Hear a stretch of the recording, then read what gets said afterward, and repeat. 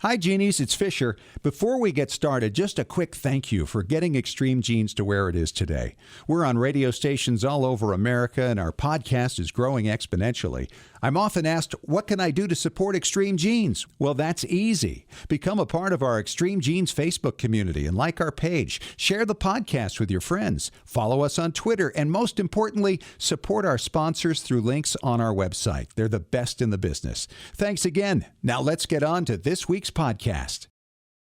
Are you digging up the dirt on your dead? Want to find out how? Hear the latest on new family history sources and websites with interesting and fun guests and experts. Find out what other people have been learning about their ancestors. From kings to thieves, inventors to farmers, nothing that's been discovered should surprise us anymore, but it always does. Find out what we mean. Great family history stories and information are on the way now with Extreme Genes, Family History Radio, and extremegenes.com.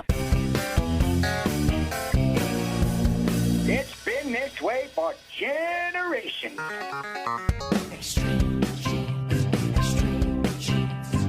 Dates in the Bible don't quite match the marriage certificate.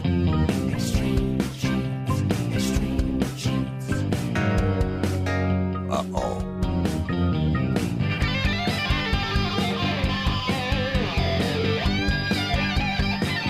You have found us, America's family history show, Extreme Genes and extremegenes.com. My name is Fisher. I am the radio root sleuth on the program where we shake your family tree and watch the nuts fall out. And if you are new to the show, the whole point of this thing is to help you learn how to trace your ancestry, learn about your ancestors, your family history, your ethnic background, and also to inspire you with some of the stories of discovery that some people have had, and hopefully entertain you a little bit along the way as well. And of course, everybody right now is getting ready for Roots Tech, which is the largest family history convention conference in the world. It's going to be happening this coming week in Salt Lake City, Utah. I'm going to be there. Our good friend David Allen Lambert is going to be there from the New England Historic Genealogical Society. And so is our guest from today, Paula Williams Madison. She is going to be one of the keynote speakers there. Fascinating background, an NBC executive who quit her career right at her prime in order to trace her family history. Raised in Harlem, African-American, Jamaican, but also has Chinese background and wanted to find out about that. And she went to work and she did not fail. Wait till you hear her story coming up in about 8 minutes or so. We also want to welcome our friends at WFLN News Radio 1480 in Arcadia, Florida, to our network of stations. We're so excited to be part of Joe Fiorini's great weekend lineup in Western Florida. Right now, let's head out to Boston and talk to our good friend David Allen Lambert, the chief genealogist for the New England Historic Genealogical Society and AmericanAncestors.org. And David, before we even get started, what is this? I find you on Vice.com. You're getting involved with the Kardashians research now? What's that about? Well, I'll tell you, it's never quiet here in Beantown. It's interesting. Media looks at the entertainment field as sort of a royalty, if you will, sort of the American royal family. It's really funny. But, I had a reporter from Vice.com get a hold of me yesterday, and they wanted to know, now, Rob Kardashian and Kylie Jenner are stepbrother and stepsister, half-brother, half-sister. Now, they are now dating the opposite person's former girlfriend, if that doesn't get confusing. I'm very confused. I had to create a family tree verbally, and then they had someone on their staff sketch it out of how Rob Kardashian and his new girlfriend, Black China, would be related to the opposite couple. So you have to pay attention. No, we're not going there. This is a Kardashian-free show. And it's always going to remain that. And I apologize for even breaching the subject because I did not want to go there and get the details. But I've had enough. Let's just move on. If they want to see more, just have them see the link to Vice.com, and they'll see the article. All right. What do you have for us in our family histoire news this week? Well, I have some really old news, and this involves a 112-year-old Nepalese woman who has been smoking cigarettes for the past 95 years. And at 112, she's not given up the chain-smoking habit yet. She's been smoking since 1920? Yeah, and she has a 30-cigarette-a-day habit, and she says that's her way of doing things, and she doesn't care how old she is, and she wants to continue smoking. Now think about this. I mean, if she quit, she could live to be 140. I know, exactly. Well, that being said, she isn't quite the oldest person in the world. In fact, the oldest person in the world goes to Susanna Mushat Jones, who is an African-American lady who was born in 1899 in Alabama and currently lives in Brooklyn, New York. Now, she claims that she has never smoked, consumed alcohol, partied, worn makeup, or dyed her hair. She's now legally blind, but is living pretty comfortably at the ripe old age of 116 years old. Crazy. Born in 1899, right? Yeah, it makes her one of two people are the last to be born in the 1800s. Yeah, the other lady is in Italy. But our last American born in the 1800s is really closing a chapter of our grandparents' generation that we knew. Yeah. So that being said, my family, as you know, I'm dual citizen with Canada. I'm always trying to toss in some Canadian news for our listeners with Canadian interest. The Library and Archives of Canada in Ontario has now put on the war diaries for the First World War. Oh, wow. What that basically means is that the details that you want to find out about the day-to-day activities of your World War I Canadian soldiers, you can find out for free and right on the Archives website. I will send a link so the listeners can check that out. I've also learned the great news that in the next 2 years they will have digitized all the service records for World War I soldiers. I think that's a wonderful tribute to their service. Absolutely true. War. I'm talking about photographs and things of that nature that we collect in genealogy. I want to give a competition for Rootstock. What? Next week, I want our listeners to track you or I down. Get a selfie, either with us and post it, and then we'll see at the end of the week who gets more selfies. Oh, for Pete's. Okay. Game on. All right, and I don't care what gimmick you have to use to get the pictures, but I'm looking forward to seeing what you come up with. He's got something in mind, you can tell right now. Okay. Okay, I want to toss out an interesting tech tip. Everybody's doing home movies, restoration, and sharing it. Well, for my high school reunion a few years ago, I took our graduation from the 1980s, and I posted the whole thing on YouTube for free. So I could link to all my classmates. I didn't have to make thumb drives and mail them to everybody around the country. So why not do that for your local historical society? Maybe you're going to walk a cemetery, give a tour of a local building in your town, or just have a family reunion and share it with the world. Interview those veterans. It's a great free service. YouTube will give you the space and just upload your videos. So you make your own YouTube channel. You'll have your own little extra.com. NEHGS every week has a guest user database. All you have to do is go to AmericanAncestors.org and sign up for a guest user account. This week we have more sketches in our early Vermont settlers to 1784 that were done by Scott Andrew Bartley's research. This is a great way of finding your early Vermont, northern New England ancestors. And if you have one that's not listed, contact NEHGS. We'd like to know what you have. We'll include it in an upcoming sketch. All right, David. See you in Salt Lake City this coming week. Looking forward to it. Same here. All right. And coming up next, one of the keynote speakers from Roots Tech. She actually found her Chinese relatives, and what a story it is. Paula Williams Madison is coming up in 5 minutes on Extreme Genes, America's Family History Show.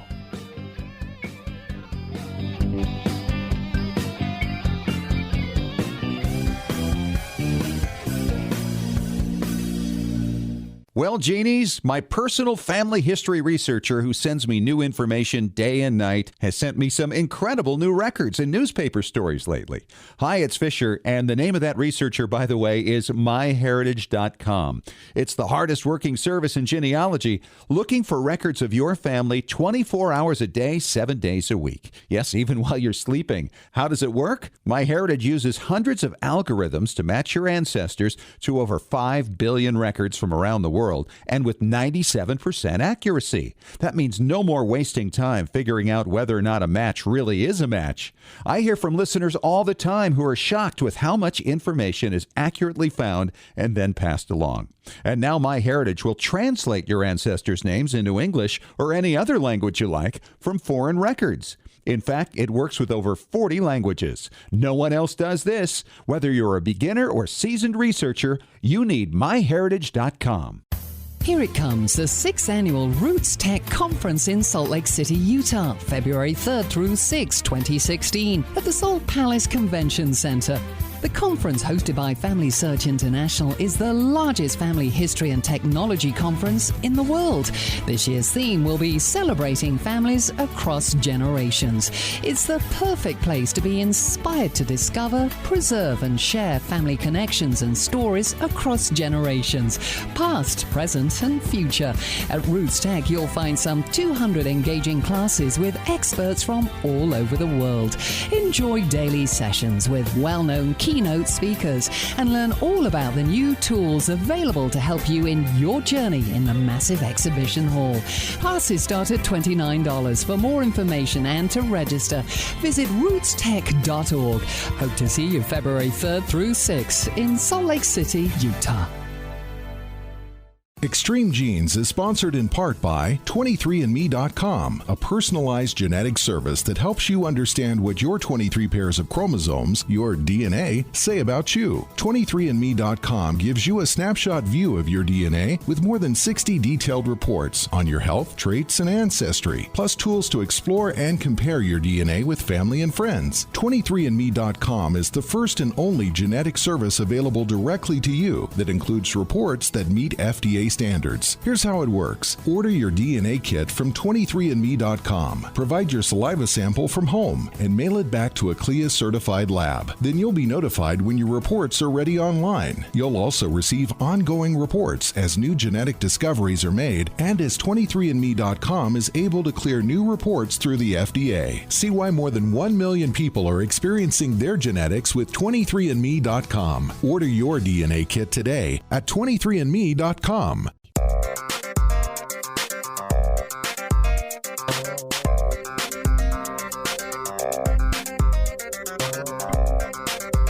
And welcome back to Extreme Genes, America's family history show, and extremegenes.com. It is Fisher here, the radio root sleuth, and the countdown is getting so close now to Roots Tech in Salt Lake City, Utah, the largest family history conference in the world. And I am so excited to have one of the keynote speakers who's going to be speaking at Roots Tech on the line with me right now from Los Angeles, California, Paula Williams Madison. Hi, Paula. Welcome to the show. Hi, Scott. Thank you so much for having me. It is so fun to talk to you, and you have an amazing background. And I think if people have ever questioned what it is about family that drives people to dive into this and find out about their own identities and backgrounds and heritages. Your story is incredible. You were an executive vice president with NBC just 5 years ago. Still in your prime, still at the top of your earning powers, and you just said, nope, I'm done. I'm going to follow this family thing I've been doing. What was going through your mind at that time? Tell us about that pull.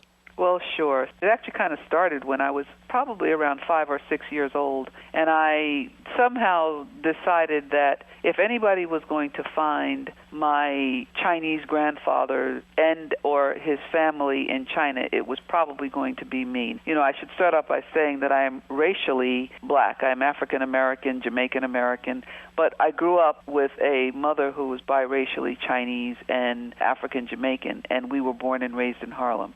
At 6 years old, I knew I was going to have to find my grandfather. I just made up my mind I would. When I started my work career, and when I realized that in this work life that people retire at the age of 65, I said to myself, okay, 7 is my lucky number. If I subtract 7 from 65, I'll be 58. I'm going to retire when I'm 58, and when I'm 58, I'm going to go find them. Okay. Once I learned the parameters of work life, it's like 65. That'll be too old. I got to start sooner than that. So I figured I would somehow work my lucky number in there. And, Scott, I am born in the year of the dragon. So, you know, Chinese astrology, it all, right. So I'm born in the year of the dragon. 2012 was the year of the dragon, and 2012 was the year that I found my family in China. For the Chinese people, they smile, they pat me on the back, they hug me, but then they say, oh, you're a dragon. Is that a good O or is that a bad O? That's a good O because there is, I guess, a characteristic attributed to dragons that they don't fail.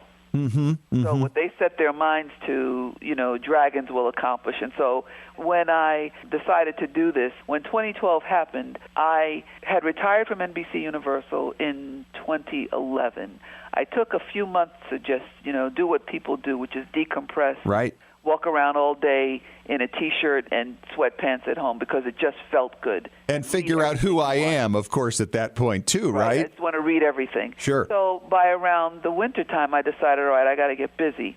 What I did was I sent an email and sort of an all-call out to the African Jamaican people in my family, my father's relatives, and asked, can anybody help me think about giving me tips as to how I might find my Chinese Jamaican mother's relatives? And one of my cousins, who was probably in his mid-70s, he lives in Toronto, Canada, and he said, there are a lot of Chinese Jamaicans who live here in Toronto. Let me ask around and see what I can find out.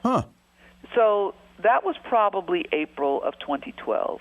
I got back from him in a short amount of time a reference to a conference that he said happens every 4 years in Toronto, and it's an international conference of Hakka people. So the Hakka, H-A-K-K-A, the Hakka Chinese people, it's a cultural minority group in China, racially Chinese, but it's a cultural minority group amounting to 70 to 80 million people. Now in China, that's a minority group. Right, of course. So he spoke to some of them, and they said, oh, tell your cousin to come to this conference we have. We'll be able to help her find her grandfather's people.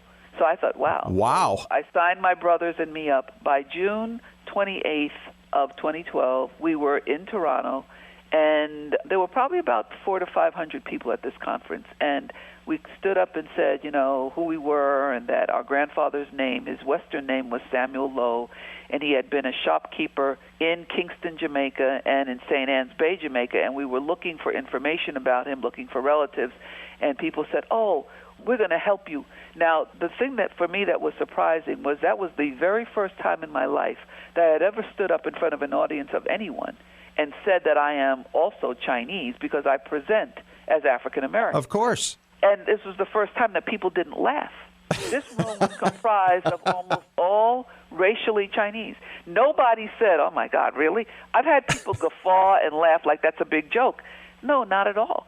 So ultimately what happened was they said, we're going to help you find him. The convener of the conference, the chair of the conference, and one of the founders, his name is Dr. Keith Lowe, L-O-W-E. And I thought, he's the first Chinese Jamaican I've ever met who's got the same name as my grandfather and my mother. So I asked him, had he ever heard of them? He said, no, from Jamaica, but I don't know them. Well, after about 2 or 3 weeks of gentle but persistent harassment, that a woman who ultimately became my producer-director, Jeanette Kong, she helped me pursue Keith because they only live a 10-minute walk apart in Toronto. She's racially Chinese and is Chinese-Jamaican. So she said, Keith, we have to help her. So Keith said, okay, let me find out from my nephew in Hong Kong. I'll send him an email and ask him to ask the family in mainland China if anyone knows of a Samuel Lowe. Dr. Lowe wrote this email. He included me on the email. He sent it. The next day, a response came saying, my uncle says Samuel Lowe was his father. Oh, wow. That fast. That was it. In China. So now you're in China with a relative. How unbelievable is that? Now, growing up in Harlem, Paula, you must have appeared different to your peers, though, right? Well, I probably blended in with just about everyone until my mother stepped outside. Oh. So when my mother would come outside to call us in for dinner, or my mother would show up at school for the parents' meeting, or my mother would, then mouths would be agape. People would look, just heads spinning back and forth like, what's happening here? And my mother would just stand waiting, almost daring, just say something crazy. And it'd be, that's your mom? Yes. Well, how is that your mom? Trust me, that's my mother. It's my mom, yeah. And then when my mother would open her mouth, and she had a heavy Jamaican accent, which is not, again, what people expected. So now that I actually had people with my mother standing right there. As my mother would speak, they'd say, does your mom speak English? Of course, that would set my mother off with a barrage of patois-laden Jamaican parlance that they really can't understand now. I bet that's true. Slow down so they can understand you. She would sort of kiss her teeth, flip her head, and walk away. But that's funny. We were different. We did blend in for the most part, but we were different when she would show up. And that difference today, I think, is shared by so many millennials. When I show my documentary and, read from the book and talk about this, right. If there are young people present, it's almost amazing to me how often they tearfully will either raise their hand during the Q&A session or wait around afterwards to ask me, how do I make people stop asking me, what are you? Yeah, that's a great question, isn't it? I mean, among any people, whether you're African American, Chinese, European, whatever, we're all such a blend. We are a blend, and the question as phrased that way, I had one young lady who was just sobbing in my arms, and I asked her, I said, it's painful to you? She said, yes, because I'm me. And I said, then let me help you give some voice to that. I said, are your parents of different races? She said, yes, and they don't understand. So the first thing that I think I want to emphasize is when a couple has a child or children, and the children are mixed race, the parent doesn't share the experience. Right. That is not, you're not racially the same as your children. It's not the same experience. And the question, what are you, is in some ways kind of insulting, and it sort of reduces you to a thing that is not what you want to be or who you want to be.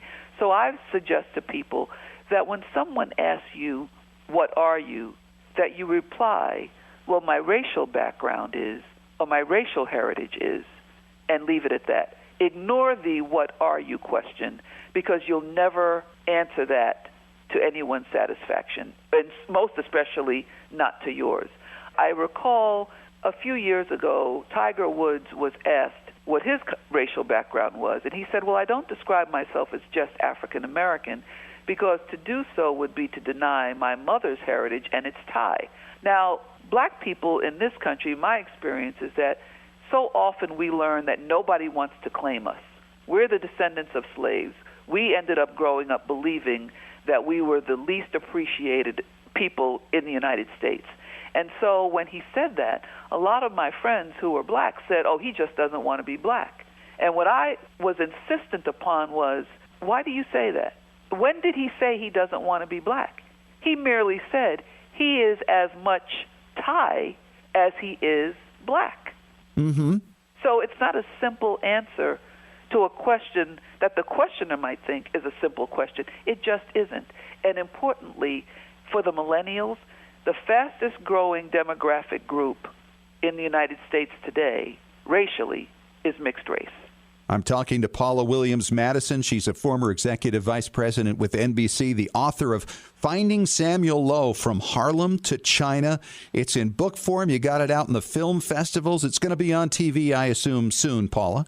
Yes, it'll be on TV on the Africa Channel on January 31st. And it's available as a digital download purchase or DVD on Vudu and Amazon and iTunes. Boy, and it's a great story. In fact, we're going to continue with your story of what happened once you got everybody found in China, how that adventure continued. That's coming up in 5 minutes on Extreme Genes, America's Family History Show.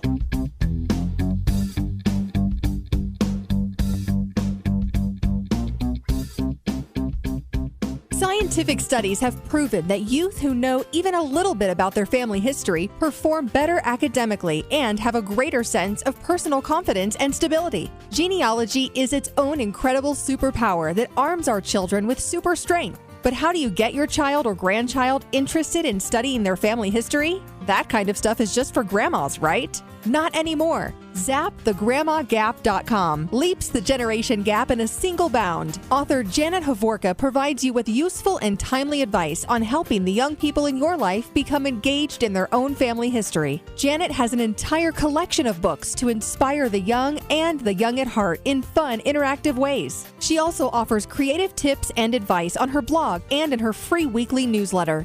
Stop by ZapTheGrandmaGap.com today to sign up for Janet's free email newsletter with 52 weeks of easy tips, free downloads, and order your set of resource books and workbooks. Looking for an easy way to show off your family history and share it with your family? Family Chart Masters offers beautiful custom pedigree art pieces and inexpensive family reunion draft charts in any design or size that fits your needs. With a free consultation at FamilyChartMasters.com, you can get started creating a new family masterpiece. Family Chart Masters has over 11 years of experience in creating and printing family charts. They can print any style of genealogy chart from any genealogy file and can create exactly what you're looking for. You'll work with a specialized and talented consultant whose goal is to make you happy. Decorative charts make fantastic gifts for all occasions. And with Family Chart Masters' option of ordering duplicate charts at half price along with your original purchase at full price, you can afford to give a family heirloom to each member of your family. Contact Family Chart Masters today at FamilyChartMasters.com for your free consultation. Family Chart Masters will give the greatest care to your family history.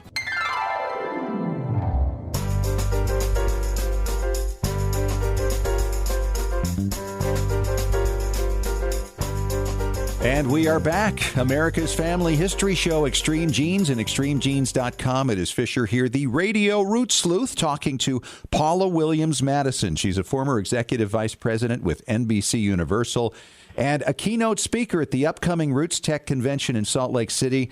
And this is going to be so much fun to hear you in person, Paula, as I'm going to be there, as I know many of our listeners are going to be as well. Thank you. And in our last segment, we were talking about the route you took and how quickly you were able to find your Chinese ancestor who was in Jamaica via going to a conference in Toronto while you had grown up in Harlem. I mean, what an astonishing thing to accomplish so quickly. Well, yes, and yeah, it was reasonably quick, but I do want to explain that my oldest brother had, in the 70s, he was the overseas controller for the now-defunct airline TWA. And I learned as we were shooting this documentary that when my brother went to Hong Kong in 1973, I thought he was going to hang out and, have a good time. He told us during the taping of this documentary that he went to Hong Kong to try to find records on our grandfather. I had no idea. Huh. And I say that because the swiftness with which I was able to connect with my family in China started with a face-to-face meeting in Toronto and ended with an email confirming that this man, whose name was Lo Jiaowu, was my uncle. And he said, yes, Samuel Lo was my father. So now we get to this point, and I'm searching for more information about my grandfather. I'm trying to find as much as I can. And I was able to do something that my brother wasn't able to do, which is go online. And I researched a number of databases, including FamilySearch.org. That's right. How I came to the attention of Roots Tech. Because, as you know, that is a website that the Church of Jesus Christ Latter-day Saints provides for free as you're researching your history. I plugged in Samuel Lo, Kingston, Jamaica, Guangdong, China, 1934, and within a few seconds up came a passenger list for a ship. The SS Adrastus in 1933 had Samuel Lo with him, the name of his Chinese wife, and his youngest two daughters, my Aunt Barbara and my Aunt Anita Maria, who were racially Chinese, born in Jamaica, and they were going to China. That had to be something that made your jaw drop. I was breathless. I just could not believe it. Tears welled up. The point I'm making here is that information that wasn't available decades ago, information that wasn't available weeks ago, might be available today because these databases are being uploaded every day onto the Internet. So people shouldn't give up. Even if you don't find it that first time, just keep going back. I think the number on Family Search now is 1 million new pages a day being indexed and put up there. Absolutely. And what you can find is fascinating. I found my mother's naturalization papers when she became a citizen. I found the Pan Am flight list when she flew from Kingston to Miami in 1945 when she first came to the United States under the Chinese immigration quota. I mean, there's so much information on there that I just want to encourage people to, whatever you do, don't be discouraged because you don't find it now. Isn't that crazy to actually find an airline manifest passenger list from those days. I found my mother flying back from Hawaii after she stowed away on a ship to there back in 1948. Your mother sounds like my kind of gal. Yeah. Wow. So those records are out there. So what happened now? You made contact with this uncle in China. Yes. And you now have a little piece of the puzzle as you start to figure out where Samuel came and went to and from. You have names now. Right. Where does it go from there? You made contact. Did they want to see you? Well, again, I was mentioning earlier about being African American and what the legacy of racism has been. And so my husband, who's African American, asked me, Paula, what are you hoping for when you find these Chinese people in your family? And I was confused by the question. I don't know what you're asking me. And he said, well, what do you want? And I said, I don't know what you mean. He said, you know you're black? And I started laughing hysterically. I said, I know I'm black. I said, why are you saying that to me? I mean, I don't understand your point. And then it hit me. The point he was making was, you're looking for Chinese people and you're black. What if they don't want you? Now, at that point, when that question came, I was retired. I was doing whatever I was doing. And I thought to myself, how could I have been so dense? Why did I never think of this? So I called my two brothers. So the three of us are on this call, and I tell them what my husband Roosevelt has said to me. And they said, well, we never thought of that either. And I thought, how could we not have thought of that? And then I said, wait a minute. Ma looked Chinese. So the face of the woman who raised us and nurtured us and cared for us was a Chinese face. So when my Uncle Jawu learned of me, and I told this story that my mother explained, that when she was almost 16 years old, she went on a quest to find her father in Jamaica and learned from his two brothers who had migrated in order to run the businesses with him that he had returned to China permanently just months before and wasn't returning. So now it's like, all right, that's the end. That is truly now the end of any hope my mother had of ever finding her father. What has subsequently happened was not only when they learned of our existence, my Uncle Jawu said, that's odd because I know all of my father's children, but I've never heard of a Nell Vera Lowe. And I recounted that story. And I said how old my mother was, the date of her birth, and my uncle, who I didn't know was a retired accountant, in seconds did the math between my mother's age, the year, and when his father returned to China and said, that's my niece, I need to meet her. Oh, wow. And so 5 weeks later, I flew to China with one of my dear friends. I met my Uncle Jawu, who was 87 at the time, my Aunt Adassa, who was 94 at the time. My Aunt Adassa, she was biracial, black and Chinese, grabbed my hand, strong for an old lady, and said, bring everyone home to China. And I thought, wow. Everyone? Do you know this is not down the street? Yeah. So my two brothers and I gathered our families and 20 of us, along with two cousins who were racially the same composition as we are. The oldest son that my grandfather had remained in Jamaica, and he had 10 children. And while searching for them, I found evidence of that son, contacted his children, and the oldest and the youngest accompanied us. And they went, so 20 of us, black Chinese, we went, met them, and there were 300 of my grandfather's direct descendants assembled. A family that, by the way, has a documented history dating back 3,000 years to 1006 B.C. You have your line directly back that far? Directly back that far. And the next direct one, which is way too much for me to fathom, but the lineage is in a book. The Chinese keep it in a legacy book called the Chakpu, and our Chakpu goes to 1006 B.C. We have since connected with another Lo clan, and they are based out of Hong Kong, and their Chakpu connects to ours and takes it back another 2,500 years. We are out of time, Paula. It has been a joy talking to you about this. Obviously, once you got there, you found out there really weren't any concerns about how you would be viewed and welcomed. Oh, no. We all have a good time. We dance, we love, we party, we drink, we hang out, we make money. Well, I cannot wait to hear your keynote address at Roots Tech in the coming week at the Salt Palace Convention Center in Salt Lake City, Utah. It's going to be a great time. Good luck with your journey, because I'm certain already, just having spoken to you, I know it's not over yet, is it? Oh, no, it's not. I'll be in China the 2 days after you see me at Roots Tech, and we'll be celebrating yet another Lunar New Year with the Lowe's. There'll be about 200 of us gathered in Guangzhou. Unbelievable. Paula Williams Madison, a keynote speaker at Roots Tech, coming up this weekend. And on the way next, he's our preservation authority from tmcplace.com. Tom Perry talking about how to preserve your precious family heirlooms. Next in 3 minutes on Extreme Genes, America's Family History Show.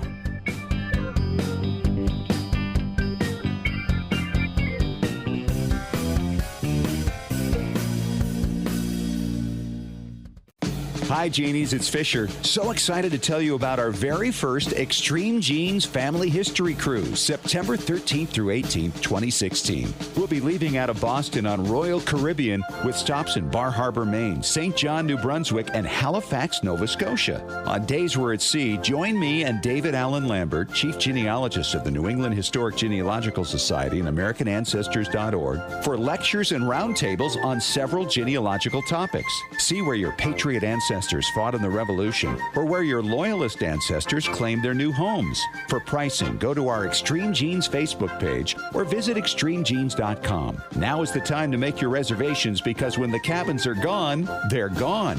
Call Robin at Columbus Travel at 1-800-373-3328, extension 1010. And be sure to ask her about our special pre-cruise excursion in Boston. David and I look forward to seeing you. Extreme Genes is sponsored in part by 23andMe.com, a personalized genetic service that helps you understand what your 23 pairs of chromosomes, your DNA, say about you. 23andMe.com gives you a snapshot view of your DNA with more than 60 detailed reports on your health, traits, and ancestry, plus tools to explore and compare your DNA with family and friends. 23andMe.com is the first and only genetic service available directly to you that includes reports that meet FDA standards. Here's how it works. Order your DNA kit from 23andMe.com. Provide your saliva sample from home and mail it back to a CLIA-certified lab. Then you'll be notified when your reports are ready online. You'll also receive ongoing reports as new genetic discoveries are made and as 23andMe.com is able to clear new reports through the FDA. See why more than 1 million people are experiencing their genetics with 23andMe.com. Order your DNA kit today at 23andMe.com. Here it comes, the 6th Annual Roots Tech Conference in Salt Lake City, Utah, February 3rd through 6, 2016, at the Salt Palace Convention Center. The conference, hosted by Family Search International, is the largest family history and technology conference in the world.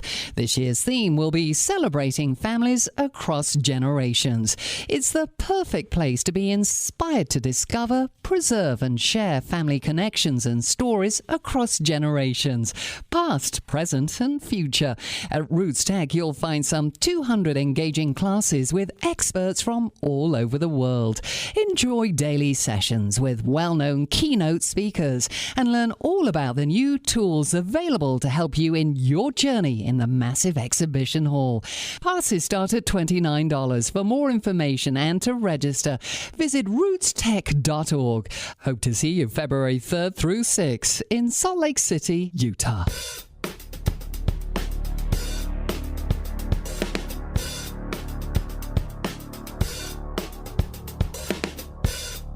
It is preservation time at Extreme Genes, America's family history show, and extremegenes.com. It is Fisher here, the radio root sleuth with Tom Perry, the preservation authority from tmcplace.com. Hello, Thomas. Hello. We have questions from Ask Tom at tmcplace.com. This one, I have no idea who it's from because it says something like RCFM, whatever.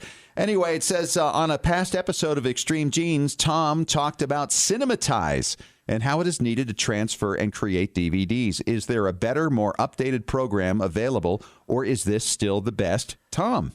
Well, listener, whomever you are, I have not as of date found a product as well designed as Cinematize. Cinematize is pretty awesome. I'm just sad that somebody bought the technology and wants to use it for something different. I've been trying to get licensing rights, which is going nowhere, unfortunately. But what I suggest is go to eBay, Amazon, any place you can, and if you can find a used version of it or a new version that's just still in the box, go with it. Cinematize is just so much farther ahead than anything. If you can't find that, the next thing that I have used is Handbrake, which is a good program. The only problem is it's shareware, so it's free, which is good. However, usually you get what you pay for, and that's about the only other option. The problem with Handbrake is it's really, really slow and can take a long time to take your DVDs and convert them into AVIs or MOVs. So if you can find an old version of Cinematize, rock and roll. And if any of you listeners have run onto something else, let me know. And I'm going to be looking at Roots Tech, see if something's available there. But as of right now, Cinematize is definitely the way to go. All right. Thank you so much, Tom, and thank you so much for the question. Here's the next one. This is from Teresa Elliott. She said, Tom, I'm trying to make the light box for my iPhone you described on the Extreme Genes show. Can you tell me the dimensions you used and where you got the filters for the lights? Okay. This was a fun episode. I remember talking about this. It's quite homemade. I love it. Oh, yeah. It's a great way to do your own scanning where you have three-dimensional objects. You can use your iPhone or any kind of a smartphone. You can use a regular camera, too, like a good Nikon, but this is more made for the people that don't have a camera stand that they can mount their Nikon on. Basically, what we talked about, let me just real quickly go over it again. Go back and listen to the episode if you can. We're building a box that's five-sided, doesn't have a bottom, obviously, because that's where you're going to put your watches or your rings or whatever you want to photograph. You know, old photos that are damaged, daguerreotypes, anything that you want to actually scan that you can't put in a normal scanner, or you have so few you don't want to go buy a scanner. Right. You get your iPhone, you cut a hole in the top, you set your lens over there, and then inside of it you're going to put lights. And I recommend LED lights. The email that we received, I'm a little bit confused about some of the things where she's talking about filters, so I'll go over a couple of different options. And the best thing to build a box out of is corrugated plastic. You can get it about any art store, any sign store. It's pretty reasonable price-wise, and I recommend you get white because then it intensifies your light inside of it. The one that I built was a 24 by 24 because it's a good, easy size to use. You can get most things in it. You don't want stuff too close to sides or you're going to get reflection. So I recommend 24 by 24, and anything up to 8 by 8 in a 24 by 24 is fine. You can even go a little bit bigger. If you have great, big, huge things that you need to scan, then I'd go bigger, 36 by 36. But whatever you're scanning, you want to have at least 2 to 4 inches space all the way around it. It's just better for your camera to focus and everything. Specifically on her question, she talked about filters. I believe what she meant is not filters for the light, but filters for the iPhone. Right. The kind of filter that I believe you're talking about is a filter for the iPhone. You want to get a polarizing filter. You want to make sure it's a kind that spins, because what you do is you turn the filter until all the glare has gone away from whatever you're shooting, then take the picture ready to rock and roll. If you're looking at actually physical filters because your camera isn't white balancing properly, just always remember that daylight is blue, fluorescent lights are green, and incandescents are yellow. But as long as you can white balance, you shouldn't have to mess with any kind of filters on your lights. Use LED daylights are the best. All right. Thanks, Teresa, for the question. Hope that helps you out. And we'll get more questions from Ask Tom at tmcplace.com coming up next when we return in 3 minutes on Extreme Genes, America's Family History Show.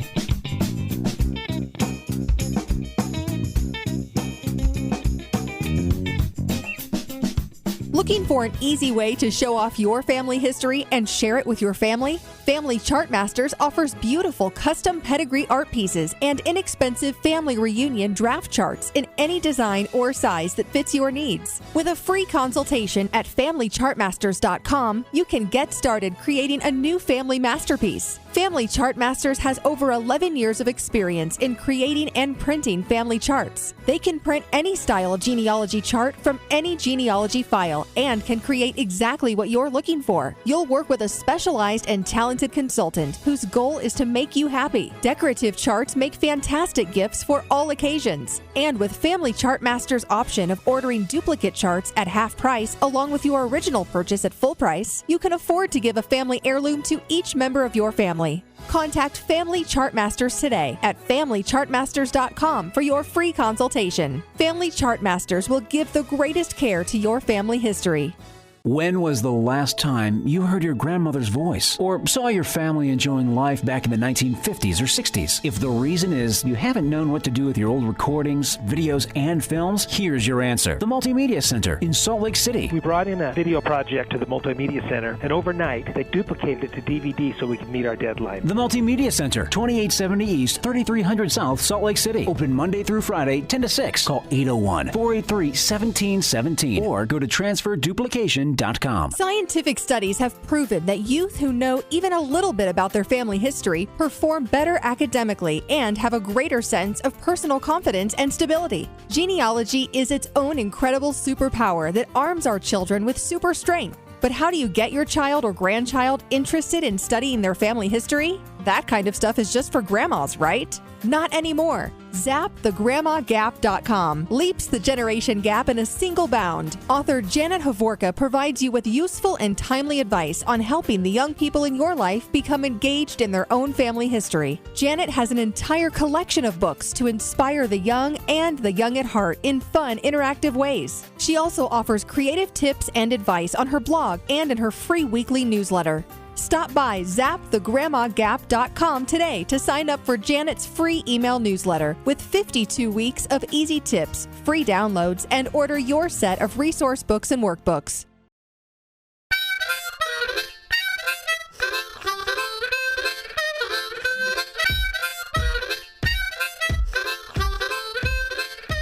And we are back. Final segment of Extreme Genes, America's Family History Show, with Tom Perry from TMCplace.com, our guest, the Preservation Authority. It is Fisher here.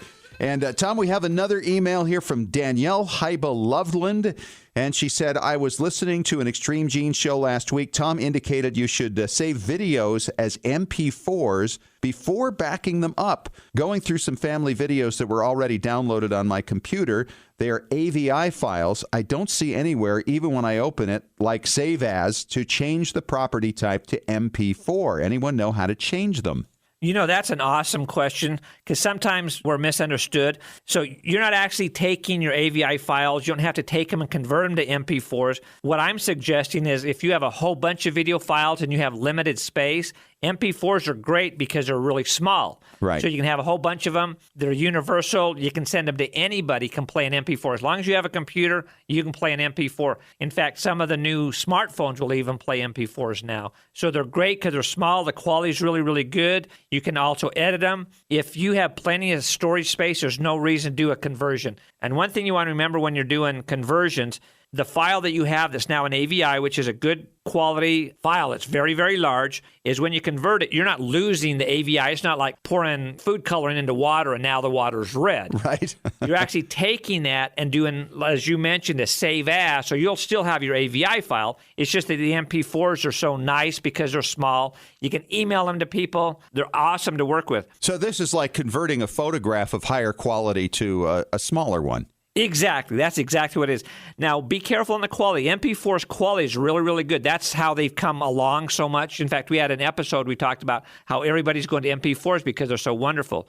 So back to your question, if you want to convert an MOV or an AVI to an MP4, there's a good program which we've talked about before called Power Director, and it's really a great program. It's only $50. Yes, I see it everywhere. Oh, it's awesome. You can download it from newegg.com, whoever you want to work with, and it's a great program. You can take your AVIs and your MOVs and convert them to MP4s for the reasons we discussed earlier. One thing about that program, it's only a PC program. If you have a Mac, then you're going to need Final Cuts Pro, and I believe the new version of iMovie will also do MP4s. So when you just click on it, it's not opening it as a program that you can convert unless you actually go into Power Director or iMovie or one of these programs and then do the Save As or Convert. So, just read your software, check up a little bit on it, and find out what's the best way to do that. But like I say, Power Director is the best way to go if you're a PC user, and most AVI people are PC or Windows-based. If you're Mac, you're probably going to have them saved as MOV. So there's no reason to convert it unless you want to save a whole bunch of them and you've got a ton of them. But like we've always talked, whenever you're backing up, you want it on your hard drive, you want a disk of it, and you want it in at least one cloud, if possible, 2 clouds, and make sure the 2 clouds are unrelated. A lot of different people out there, such as ourselves, use Google because they have a great platform, and then we add software on the top of it to make it more user-friendly. However, you want to make sure you use 2 different people. So if you use us, don't use Google. If you use Google, don't use us. Get Dropbox or one of the other programs out there like Apple and make sure they're saved on 2 different ones. So the idea is if somebody goes bad, you don't lose both at the same time. Is exactly. That it? Exactly. Okay. And people always say, well, what's the chance of a cloud going down? It's probably pretty slim. You want to make sure, and with cyber attacks and things like that, there's so many crazy things going on. You want to make sure if you can afford it, get 2 different clouds you can use. And a lot of them are free if you don't have a lot of stuff. And if you have MP4s, they'll fit. All right, Tom, great stuff. And if you have a question for Tom, you can always email him at asktom@tmcplace.com. Thanks for coming on, bud. Good to be here. And that, as we say in the biz, is a wrap for this week. Thanks once again to Paula Williams Madison for coming on and sharing a real extreme journey, talking about tracking down her Chinese ancestor who came to Jamaica back in the day and how she located all her family in mainland China, the reunions. If you missed it, you're going to want to catch her keynote at Roots Tech this coming week in Salt Lake City. Take care. And remember, as far as everyone knows, we're a nice, normal family.